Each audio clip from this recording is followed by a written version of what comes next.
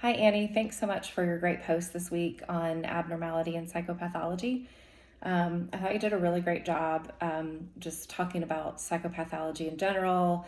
I really like the definition that you gave for psychopathology, where you talked about from a Christian perspective that you would view it as the spirit, soul, and body working together, and how those things are interacting, and how those things are manifesting in an individual. And I also really liked the reference that you brought up in John 9 about the blind man, and just Jesus's reference to the fact that there was no sin there that caused that issue, that there wasn't anything demonic attached to it, or it was no one's fault. And I've always loved that story because it's such a compassionate way of viewing brokenness, and just the reality of living in a fragile world with fragile bodies. And so I loved that you brought that to the table. And I also like how you just talked about how we just have to be careful within that, from that John 9 context, of how we do address those abnormalities that we see, whether they be physical or emotional, mental, spiritual, I mean, whatever it may be. And to tread there with a bit of humility, I think, is wise. So thank you for that. And then I also really enjoyed and appreciated the fact that you brought up the issue of Hollywood and just the secular realm, and how that particular realm has really worked hard to include and to address mental illness in order to destigmatize these conditions.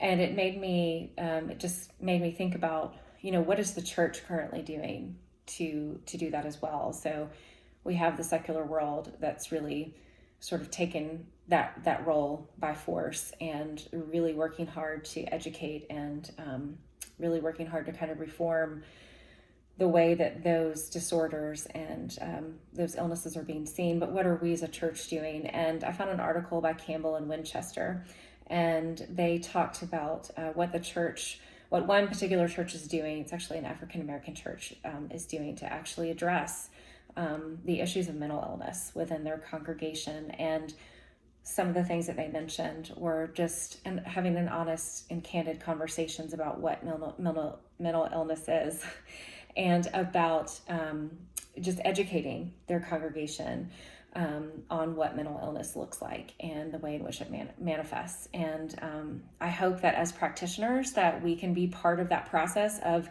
destigmatization, and we can be part of the process of educating the people that we come in contact with, educating our clients, families, our communities, whomever, in order to help people better understand mental illness and its manifestations, so that we don't revert backwards and, end up harming people in the process of treatment. So thanks so much, Annie, for your great post. And I really enjoyed hearing from you today, and I look forward to interacting with you again in the future. Thanks. Bye.